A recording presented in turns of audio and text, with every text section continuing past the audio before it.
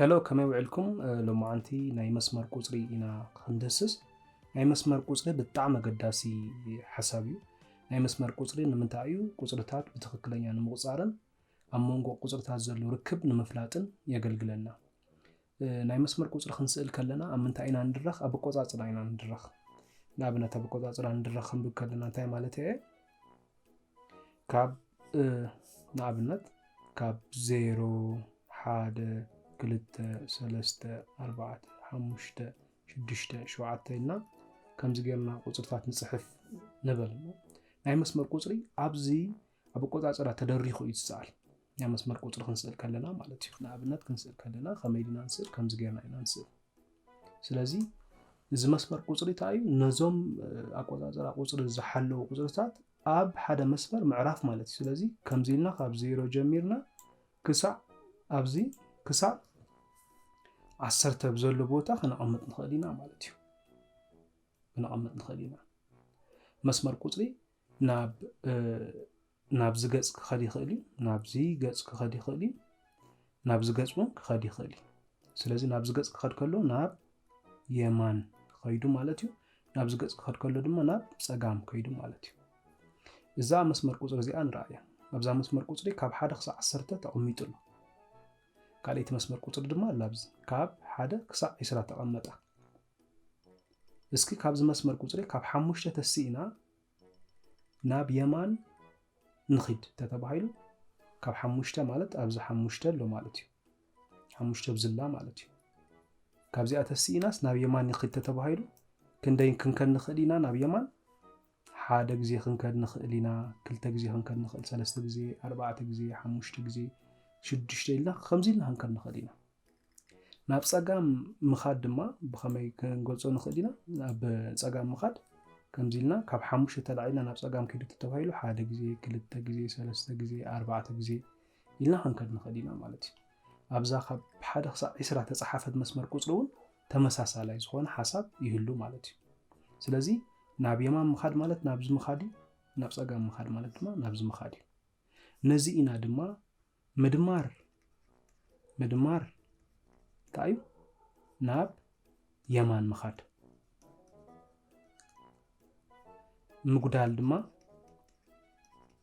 ምጉዳል ድማ እንታይ ናብ ጸጋም ምኻድ ስለዚ ምድማር ክንብል ከለና እንታይ ማለት እዩ ናብዚ ናብ የማን ምኻድ ማለት እዩ ናብ የማን ምኻድ ምጉዳል ማለት ድማ ናብ ጸጋም ምኻድ ናብዚ ምኻድ ማለት እዩ ኩሉ ግዜ ክርድአኩም ዘለዎ እንታይ እዩ ኣብ መስመር ቁጽሪ ኣብ ከም ዝበለ መስመር ቁጽሪ ቁጽርታት ናብ የማን ብዝኸድና ቁጽሪ ቁጽሪ እናወሰኸ እዩ ዝኸድ እናወሰኸ ይኸድ ንኣብነት ካብ 4 ባኒ ዝህልወካ 5 ባኒ ተዝህልወካ እዩ ጽቡቕ ኣይኮነን ካብ 10 ኣሕዋትካ ወይ 10 ዘመዳትካ ብምሉኦም ጥራሕ ትምህርቲ ዝረኽቡ 12 ዘመታትካ ትምህርቲ ተዝረኽቡ እዩ ዝሓሸ ኣይኮነን እዎ ስለዚ እናወሰኸ ኸይዱ ማለት እዩ